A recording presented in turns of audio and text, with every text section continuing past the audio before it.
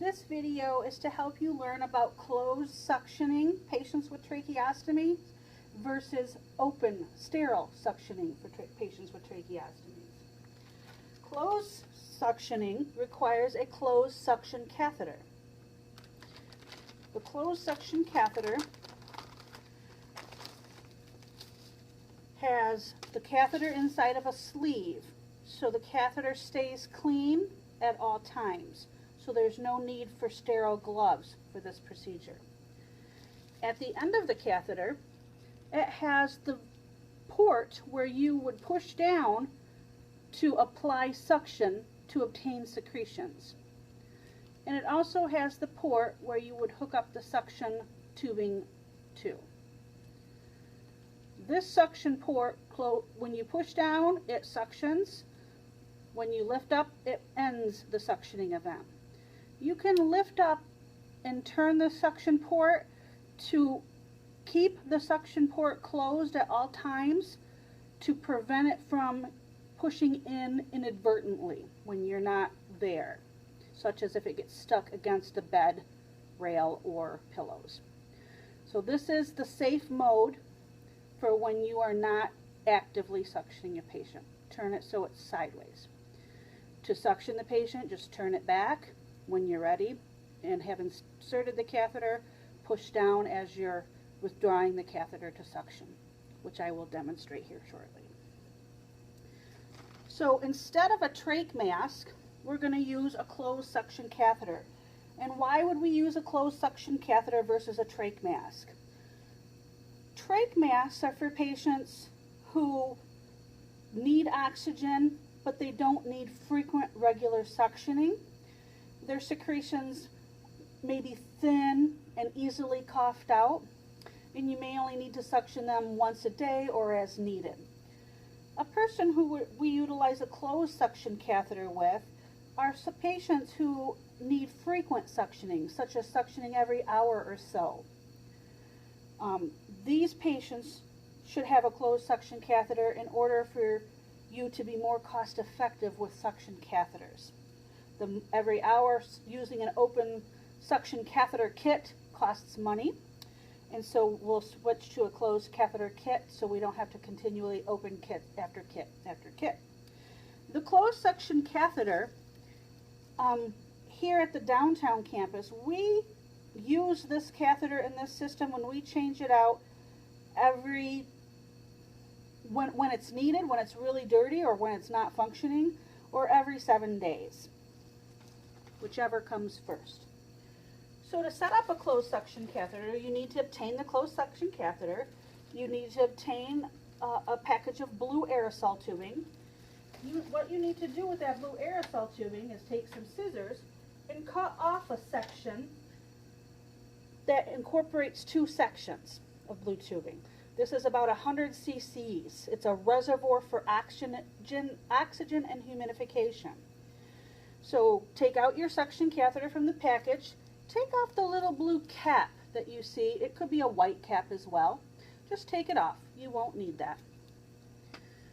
Hook up the 100 cc oxygen tubing reservoir to one side of the T-piece closed suction catheter.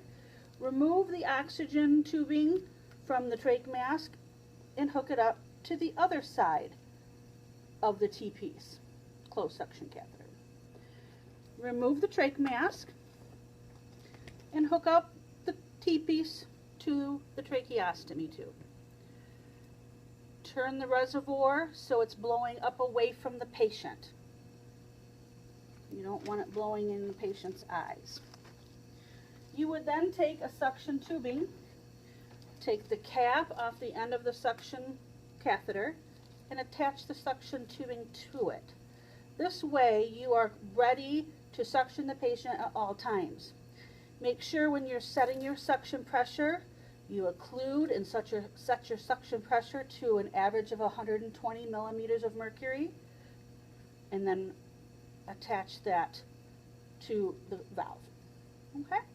To suction your patient, you need to insert the catheter as you pull back the clear sleeve. So insert the catheter, pull back the clear sleeve without pulling the catheter out. So do this until the patient coughs. Okay, once the patient coughs, stop, pull the catheter back out about 1 centimeter, hold the T-piece to the trach so you have stabilization, grab the valve, push down on the valve as you pull back the suction catheter. Okay, the suctioning procedure is exactly the same as you would do with a sterile suction catheter. Insert till you meet resistance or the patient coughs, pull back 1 centimeter, apply suction on the way out, suctioning no more than 10 seconds. Release the catheter, lock it into place. Your suctioning event is done, no sterile gloves needed. The catheter is there for the next time the patient needs to be suctioned. On the catheter, there's this little port. This is a fluid port. So suction catheters, since they stay, they need to be rinsed out after every suctioning event. So what you do is you grab a little pink saline bullet. One of the 10 cc or 5 cc or 3 cc pre-filled saline syringes will work as well. Okay, so I would open my saline bullet, open the cap to the flush port, insert the saline, make sure that I turn my suction port because I want to suction and I want to squeeze at the same time. I want to squeeze the fluid into the suction area and I want to squeeze the suction port at the same time. So I'm instilling fluid and sucking it out. I'm not letting the fluid go into the patient's lungs. So you just want to squeeze, just to hold the suction down, hold the suction valve down, and just squeeze little bits at a time. Okay, watching right here in the little T-piece suction window to make sure that the majority of the fluid is not going into the patient's lungs. Okay, so hold the suction down, squeeze.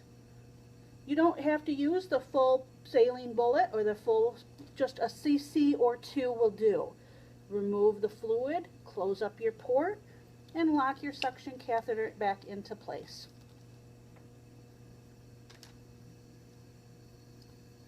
Closed suctioning maintains the sterility of the catheter, so sterile gloves are not needed. It's a little bit more cost effective when very frequent suctioning is needed. One thing you must watch for is with a closed suction catheter as well as a trach mask is making sure that there's enough humidity going through the patient circuit. So when you have this TP suction unit on, you should be seeing some aerosol, some water vapor come out of the end of this. And when the patient breathes in, he should suck it in, but it should not suck in all the way. You should always have some water vapor going through this. That ensures the correct amount of humidification and oxygen delivered to the patient. If when the patient breathes in, he sucks all the moisture and humidity into his lungs, you need to turn up the flow meter on your aerosol water bottle. You don't have enough aerosol flow going through the system.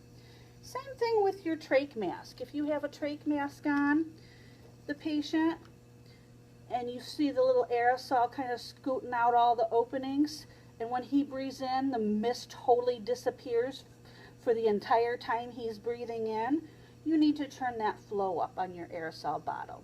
Okay? Most of the time, 10 to 15 liters a minute is sufficient. Sometimes patients may need a little more. It is normal for some of the mist to disappear when the patient breathes in, but not all of it for the whole entire inspiratory period. Okay, so that's just a little pointer. All right. I would like to remind everybody that these patients on T-pieces or trach masks, these systems do not transfer with patients, meaning they cannot go with these systems. So if they go anywhere, if they travel anywhere, doctor's appointments, down to physical therapy and such, you need to get a Veni mask set up and hook it up to the patient so he's able to go on his trips. Okay, so pick out the oxygen adapter to what closely matches what's on the aerosol bottle. Right now I have 30% going through, so I picked the 31% adapter. I put the two adapters together, so adapter, adapter. Then I take the blue tubing and put it on the colored adapter, hook up the oxygen tubing to the other end of the adapter. So now I have adapter, adapter, tubing, tubing. Now I need my mask. So I just hook my trach mask to it.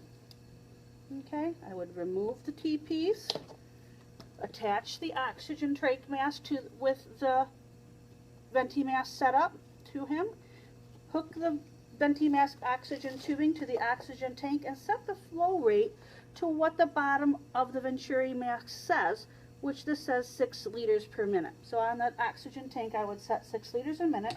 This patient is now ready to be mobile in the hallways or on any type of transport.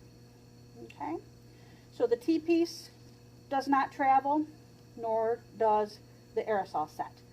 All right, when the patient gets back, you can either hook up to the trach mask, or if he's normally on a T-piece, you can hook right back up to the T-piece. Closed suction catheter. Thank you for watching.